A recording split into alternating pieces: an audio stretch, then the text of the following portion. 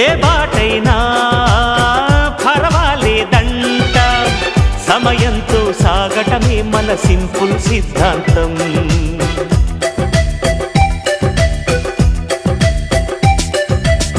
చిరుగాలికి పరిమళమిచ్చే సిరిమల్లెల వనమై ఉందాం, గగనాన్ని నేలను కలిపే హరివిల్లుల బంతెన అవుదాం. ఆనందం అంటే అర్థం మనమందా, ప్రతి పూట పాటై సాగే హుషారు సరిగమలో. ఎన్నో ఎన్నో రాగాలుండే సంగీతం కాదా, చల్లకి నవ్వుల కేరింత.